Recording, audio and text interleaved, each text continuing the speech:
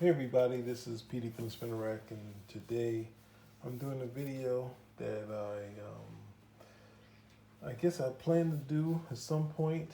This isn't going to be a full look through, but if you're here and you see the title, you should also go to the John Byrne forum. That will be listed in the comments of this thing. So basically, since I've seen so many do a bootleg um, X-Men Elsewhere book, I decided I was going to make one of my own. And people had already had some templates to utilize on YouTube. I think it's the John Byrne Victim fan site on Facebook. They had some templates, which was great to use to kind of put together this book and see what it looked like. And I decided I wouldn't use the cover that they had sent. I'd make my own. So this is my bootleg of Elsewhere, just to see it as a trade. Here we go. Right? It's a lot of black and white, so I'm not sure if you guys can see it. It's using Byrne's logo that he created and using the cover of classic X-Men that was a reprint of X-Men 137. Right, where Byrne did a new cover, which would be, I believe, his closest return to the new X-Men outside of X-Men 273, right? And then I decided that I would make my back cover would also be a Jean and Scott theme to kind of say this would be the thread that was going on throughout this issue. Mainly it being about Elsewhere if Jean survived. So that would be my first one. I have another one in mind for the second one, which would utilizing another template from the people online on the Byrne forum. I think that was the Facebook fan site. But let's go through it for a little while, right? So it's interesting if you go online. If you look at the first stories, they're very much straightforward. Now, okay, so I guess to give you history that's been said 3 million times, if you haven't heard it, I'll be just hearing it again. John Byrne had decided to draw an X-Men page, and I think that was not in this thing. It was a Wolverine page, right? So then he decided to draw another one. He decided to draw just see how far he could go, because he had asked on his forum what title could he go back to at Marvel, and people mentioned different things, and then he had drawn a page because I think he was only doing the photo books, and I think yes, I covered some of this in the the possible John Byrne joining and going back to the X-Men. So then he had done up to maybe 20 pages and stopped. And then with talking with his editor at IDW, there was a buzz around it. And then it was at CB Sapolsky. He said we should talk. So at I think it was the Boston Con, which I was at, John Byrne and CB talked about it. And they didn't get a tentative response to when this would be published, but you got a date when they would possibly start the process. It could be on the stands around May, and this was like almost 3 years ago, right? So you imagine Byrne was going along drawing, page a day, just seeing how far he could go. I think Sci-Fi Wire, they put out a couple videos talking about it and the possibility of him coming back, and some nice words to CB on those things. But then Byrne wasn't hearing anything. And he wasn't hearing anything, and nothing happened. And then he just decided that he would just keep going on his website. And because there was no official word of yes or no from Marvel, so he decided he was going to do it on his website. So I only bring all this stuff up to say, because I said some of this before, is that the project changed from Byrne doing something close to single and 2-issue arcs, that sort of thing, with threads of Phoenix going through the entire thing, to becoming more of an online type of book. Yes, there are issue breaks and ending after 20 pages, but it's more like a strip, or close to the way Kirby was doing the Fantastic Four or Thor, where it was just everything happened at once. Stories would end in the middle of an issue and go to another issue. And the next, it'd be just like a freight train pacing. So it starts out how Byrne would do, say, the Superman stories, where it'd be like 1-issue stories, 2-issue stories, and then it slowly starts becoming that freight train that we see in the Fantastic Four, that Kirby the fit from 44 to like 70, and then also similar to the X-Men in with Chris Claremont and Dave Cockrum, right? So this is just the pencils printed here in this book. It's a little shiny for my taste, but it's a book been carting around my house like a kid, right? And breaking, that's why I use this page, because this is their last stand. And then we see the heroes have fallen. So a little bit of a jump cut to say they're lost. And then they go back home. And this is one of the things I like in the series, is these wide shots, these really small shots, but it's very wide. Gives you a lot of detail here, right? You have Lilandra, and Lilandra's kind of caught up in the same thing that her brother was, right? Because ultimately, Lilandra was kind of too good to be true as a character, right? So we get, and this is other thing here, and just I don't want to get into too much story, because Byrne didn't really get to do. I mean, he did Days of Future Past, but he didn't really get to play that long with Kitty, which was his initial creation, and then it was kind of altered by Chris Claremont making her a genius, right? So he had setups where things would go wrong for her, and she literally falls out of plane, right? So you see, one of the other things which is hard to do on these trades is kind of do a video where we get to see the middle, right? But this, for me, I was very happy to see Byrne doing these X-Men pages. This would be the first, I think it was more than 20, like 38, that he did for this first issue, right? Wolverine actually looking like he's tracking, not just head turn and saying, I got a scent. We see him tracking. They're trying to find Kitty, who's fallen through the floor, as we saw at the issue page over there.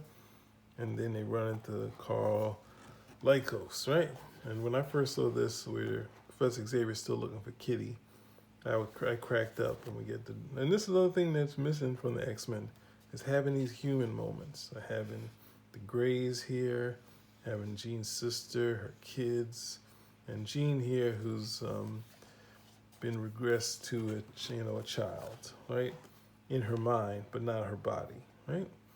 And we see Kitty falling through, and this is where we get to see how Kitty's powers kind of would have worked had Byrne stayed on it, right?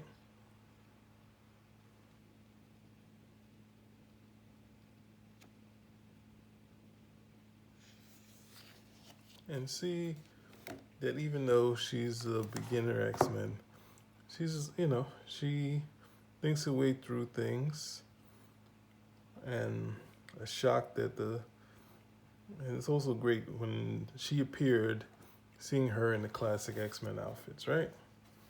So then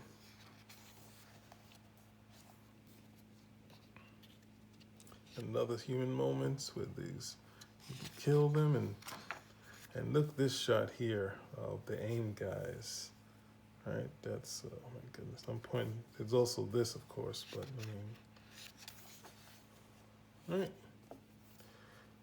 So then Carl Echoes knows this is what's been torturing him, and he turns into Sauron. It's going into a big battle with Wolverine. This thing didn't have the first page that Byrne did. It was kind of possibly being a cover for it. And this is a great sequence here where Storm goes out there, but she hadn't really interacted with Sauron. She was knocked out during that story and turns Wolverine into the looking like this monster. And then, of course, Cyclops takes out Sauron, who's on his last leg, but in fear, Storm lashes out and burns Wolverine to a crisp, and she's kind of shocked. But then we get to see MODOK, and we get to see Kitty stuck in the floor, right? We've never seen anything like this in the X-Men series, right? They can't get her out the floor, but then she slips down, and she's trying to retreat, right? So now they're just splitting up, trying to figure out where Colossus is, I think, right? They found where he went, and they follow, right? Kitty's using her power to get away, and then she runs into this huge monstrosity, right? So how are we doing, right? So then they see the AIM guys, and they're just like ready to take them out, but then MODOK comes. And I think this is also what Byrne wanted to do at some point in the series, to have them fight like a regular villain, not just all mutants, right? That would come later in the series also, where they would be just fighting characters. And Kitty's pretty aggressive with Colossus, who isn't prepared for her affections at this point. And we get a little hint of what MODOK is trying to do. Carlycos is on his last legs, and Kitty comes, and they tell her no. Of course, she winds up, her powers aren't working. And Colossus sees this thing and says he's going to destroy it. And they utilize Kitty to their advantage. Comes, that's going to get free. And MODOK, this is a nice shot of MODOK here. I think Cyclops has an idea to stick MODOK in the wall, just like she was stuck. And the X-Men on the way out. But at the same time, Colossus was drawing all this stuff. And this is another thing. I guess this is a good part of me doing this here, right? Because in the stories without Byrne, Kitty had little to no interaction with Cyclops, right? After Byrne was gone. I think he was connecting more with his father. So it led him to be sort of in a split with the X-Men, where Wolverine was making more sense in the story and getting a lot of more dialogue in this thing. Cyclops was kind of being more on the outs with the X-Men, right? So this is good to have Cyclops interacting with Kitty in the shots here, him holding her back, going back into the building to save Colossus. And I think that's what kind of got you to people wanting, thinking Cyclops is a jerk. But when I saw, I think it's, X-Men 131, where Cyclops sent her into the Hellfire Club. So then years later, when Byrne was off and Cochran was on there, Cyclops said, no, she can't go in there. And Wolverine said, no. So those moments shouldn't happen, right? You can have some odd moments, and then Wolverine wakes up, and he's totally nude because he doesn't know that he was fried off.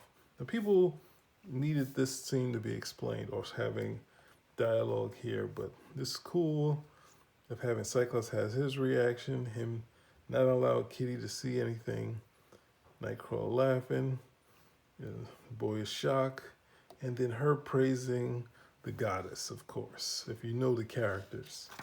Right? But those characters are so far gone, you can't remember this stuff. And then we see Lilandra arrive, and she's going in with the Phoenix, which they got the nice logo so you know where it is. Right? So this is when the shot, how far am I in? Oh, 15. So this is where one of the things, because I think people kind of, for some reason, have gotten tired of the Savage Land and the Sentinels. And these were key characters. So Sentinels come and attack more human elements, right? Like humans running around, regular people, and going in here. This is where the butt is hard to see here, but it was a great page, right? And they're trying on outfits. And of course, Sentinels attack. Or the one Sentinel attacks, and Storm goes into action. And then there's a jump from, I think it's X-Men 139 and 140, where comes in from that story. And they have a little shenanigans fighting each other, or cat and mouse in the mansion, and it's like Colossus stops them, right? So then they get the alarm about the Sentinels. They just thought they were done with them.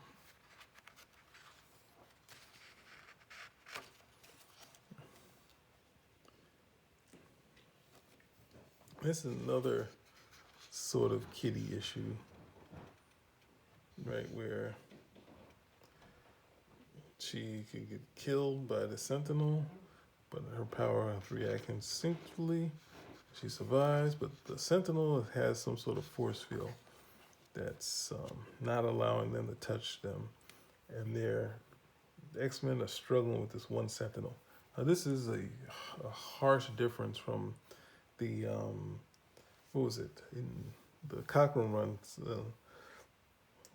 I think each X-Men could take out a Sentinel on their own, and then after Byrne, I think Nightcrawler took out a whole set with these charges. So here we have the X-Men with Xavier meeting up with Jean, and Jean is utilizing her powers, and then she's being overly affectionate with Scott as a kid, and this leaves him in an awkward position because, he doesn't want to take advantage of her. And then he finds out that she's actually using her powers. The X-Men is still struggling with the Sentinel. Kitty notices that, right? So she's going to take the initiative to save the day. And she jumps, and it doesn't work. But then the Sentinel scans her, finds her mutant power, chases out and tries to neutralize it. Defensively figures a way to neutralize it, about to take her out, and then Nightcrawler saves her. And then they have a cute moment here. But then Kitty tells her to go back around, and she has the idea to she's gonna try something that she did in Savage Land, and she sends the Sentinel down into the ground. He says, "Don't ever do that again."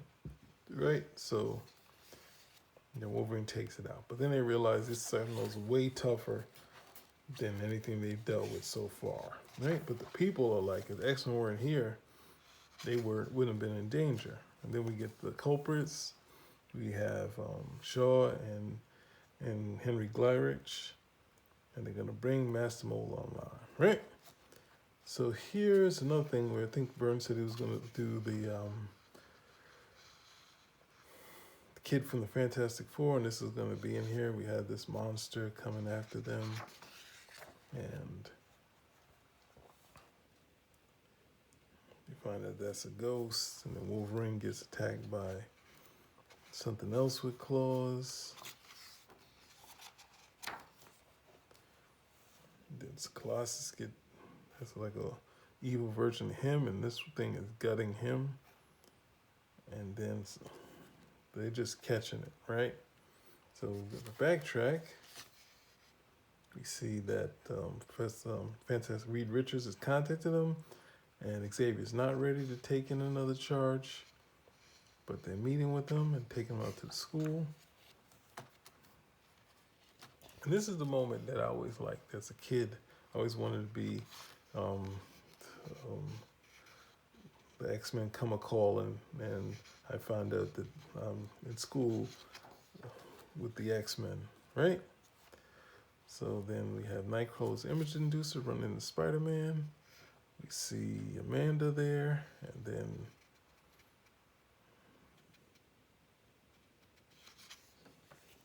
We'll talk with that later. We see him go to sleep. And he says X-Men, X-Men. Then they see something in the distance, this weird creature that's hitting their ship. Cyclists can't get a direct shot, but then they're realizing that, hey, this thing might be connected between the father and the son, right?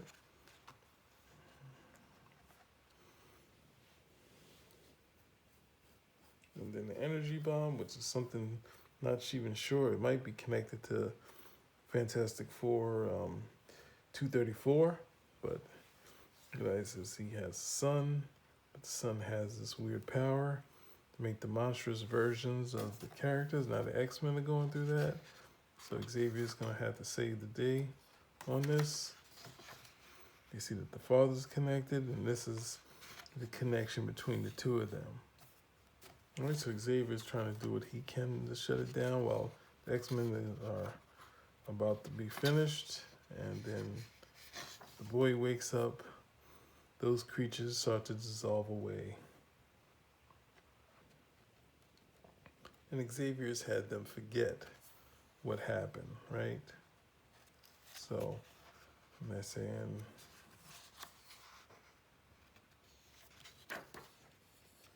right? So then something else is going on with Jean, right? And then we have Gladiator, who's going off his thing. And he's kind of trying to figure out what's going on with Lilandra, right? And Lilandra is still hanging out with the Phoenix. Now this is Muir Island. This is possibly Byrne's best shot of Muir Island. If you look in the X-Men, it's just a sliver in the, I think it's 126, right? We get Sean Cassidy, he's in there. We got Maura McTaggart, and the Sentinels attack. They go after Banshee, but he can't use the scream. He keeps forgetting because it's so natural to try it. And these Sentinels hurt humans, right? So then they got Alex and Lorna Dane. Sentinels attack them.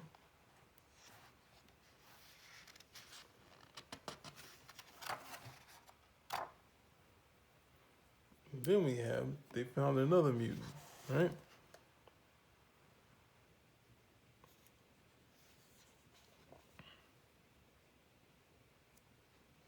And this would be the kid that's going to be important to this X-Men Elseworlds series, who's Pablo, right? And his mom, right? He's able to animate these the inanimate objects or metal or stuff without life. He animates his car. Kitty's able to free Xavier from it, right? They run into the Sentinels. You see the human parts is a key. And Jean is so taken with her, but it's like he doesn't want to, take advantage of her being a child. And then we hear that the mom doesn't want her around the X-Men, right? So this is cool, right? This is another thing where Kitty's connecting with Xavier, where instead of they did Professor Xavier as a jerk, right? And Xavier's able to help Pablo, so she can talk to the mom for a quick second.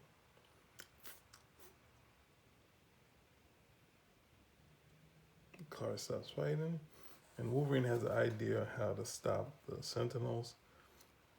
And the Sentinels break out, right?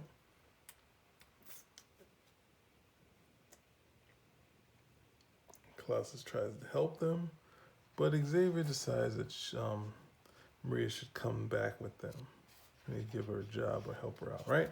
But they captured Nightcrawler. And they've also captured these other, Miss Lorna, Banshee, Alex, and Lorna, right? So what would any X-Men series without Magneto, right? So the X-Men go to Muir Island. You see everything in shambles, and who do they run into? But, oh no.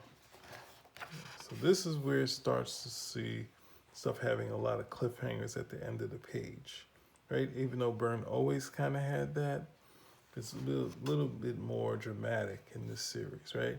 And Kitty with Pablo, trying to get him to talk because he was talking for a hot second. Now he went back to being quiet, and he gets scared, and he's tossing things around the room, right? Xavier's talking to the heroes about the Sentinel attack, the Avengers, and then he hears all this commotion. We got Magneto. And Wolverine always jumping in head first. Oop, I spoiled it, didn't I? He gets tossed out for miles.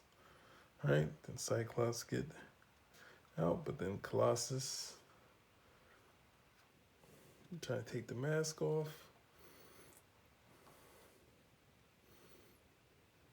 And he gets away. So Storm's gonna follow. And what happened to Cyclops? But Wolverine's gonna make his way. And we got Jamie Madrox, who's also here, and I think it's in Ireland. Right? So Xavier calms down Pablo. He talks for 2 seconds, but he can't keep it up. Right? So Storm is there, she's more of a mess and tries to help her out. And Magneto attacks and uses her power against her. And then this is the mean and nasty Magneto, right? Decides, same like he did with Scarlet Witch, he decides to try to kiss her while he's down, and then Wolverine sneaks in. And Wolverine starts to hack away, then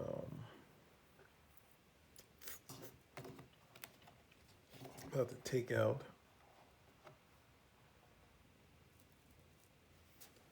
about to hurt Wolverine pretty bad, but then Cyclops is there, even though he's injured, giving Magneto all his power. What a great shot of Magneto here.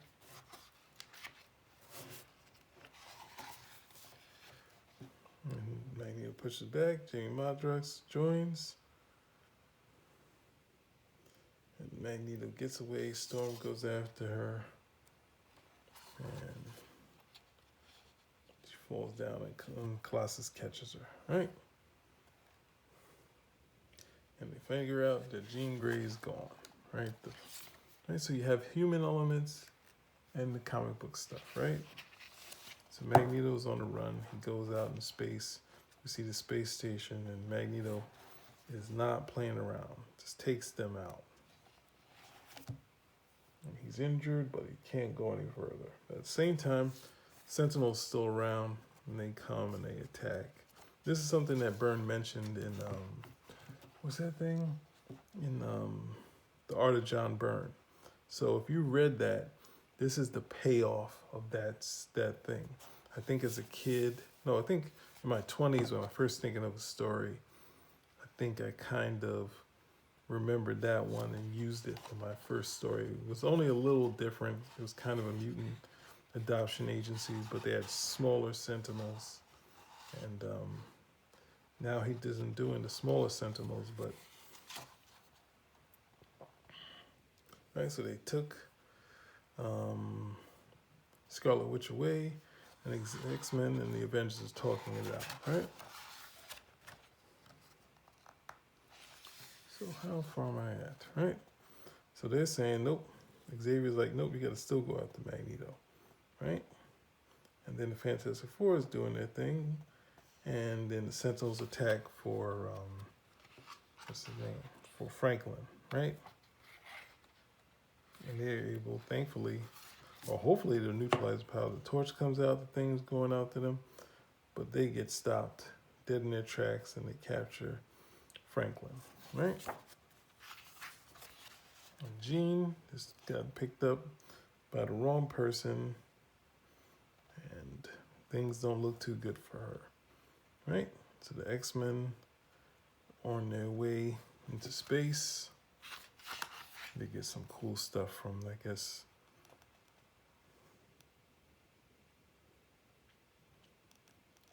even though this was destroyed in, what's that thing? In X-Men 135, this is Elsewhere. So, however it is to get this back, they got this back. So and then we have, but we saw Jean, something happening to her, right? So we see Lilandra going into this thing again, or she's already in there. He's checking this out, and then something happens. So it might be around the same time Jean was getting accosted by those guys in the bar. The X-Men get to Asteroid M, right?